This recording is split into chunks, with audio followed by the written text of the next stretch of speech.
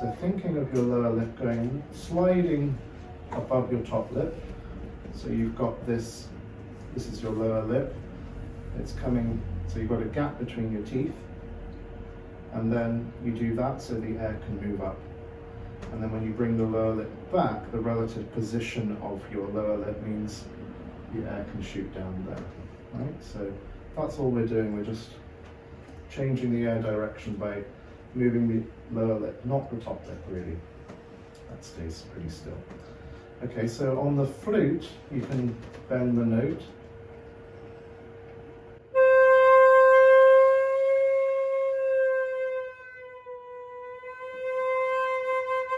Okay, so you can just feel how that affects the pitch. So see if you can retain that nice freedom of the lower lip when your flute's there.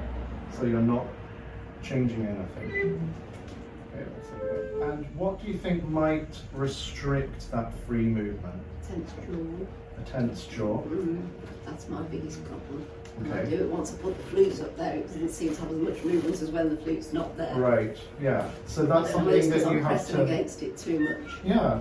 So that, it's good that you are aware of that though, because you can then inhibit that a little bit. So when you bring your flute up, maybe you could try it just here and do the same movement without the stimulus of any sound. Can you do that without a tense jaw? That looks like it's moving freely. Yeah, it's moving freely, but So more then- freely than it was. Then you just slide it down and don't have any expectation of the sound. Don't try and get a good sound straight away. You're working on that flexibility. Yeah, good. And something that you just have to be conscious of is when you're moving your air, try to think of that shape staying pretty constant. So you're just angling it down and then you're angling it up. And the speed of the air, don't let it slow down as you come down or speed up as you go up. Just keep that speed exactly the same, because quite often people will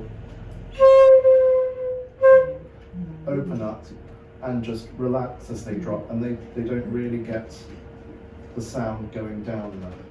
So when we're playing loud, we want the air to go nicely down, but in a pretty solid way. Soft. It's going up there. But the airspeed's the same. Okay, so let's try that again, thinking of your constant airspeed. Ready, straight across.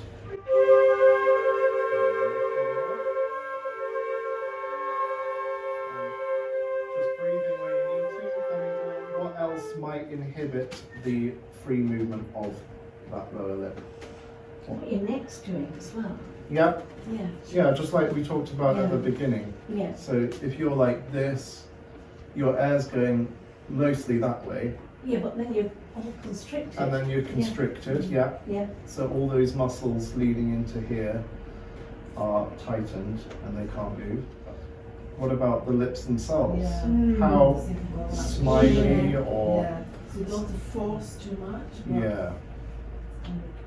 So you just want to do exactly, exactly like you did on the hand. Yeah. That free movement, the lips are just, you don't need to think about it. But then sometimes when we're forming an embouchure, people will over grip here, and now everybody try and move the air up and down with the smiley lips.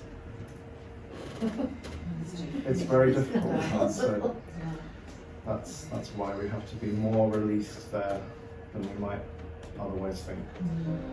Yeah. Good.